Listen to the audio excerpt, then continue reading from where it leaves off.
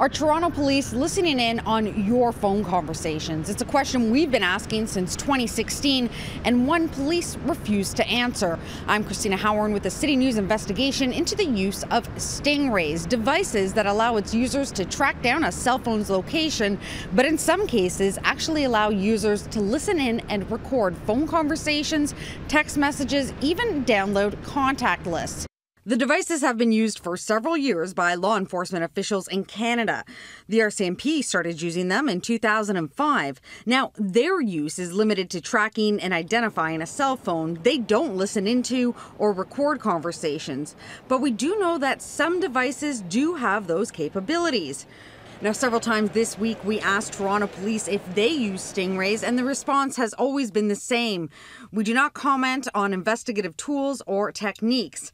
But this wasn't the first time we asked. Last year, we filed a Freedom of Information request, and despite the mandated 30-day response time, we've heard nothing back. We tried to get an update on the file.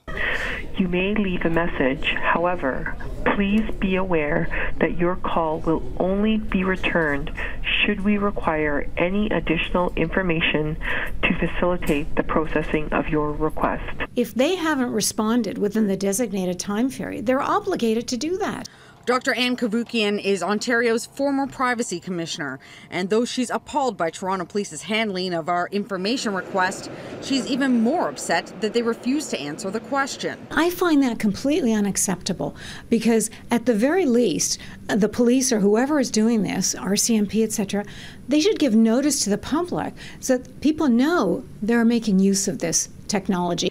Calgary police say they've used stingrays in 21 investigations since 2015, but only to identify a cell phone, not listen in. Winnipeg police admit they own a stingray. They won't say how they use it, but do say they don't collect phone numbers or personal data of bystanders.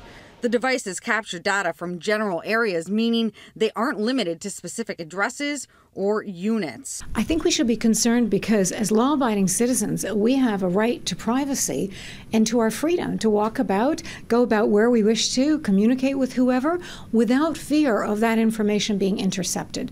So yes, we should be concerned. A 2015 City News investigation revealed stingrays were used at the Warkworth Institution, a federal prison, and conversations that took place in the parking lot and nearby properties were intercepted. An Access to Information request reveals that Corrections Canada has actually contracted out surveillance of multiple prisons to confirm phones were being used inside. Now, Canada's Privacy Commissioner is still investigating the use of stingrays at the Warkworth Correctional Institute, but their investigation into the RCMP's use of the devices is expected in coming days. At Bain College, Cristina Howorun, City News.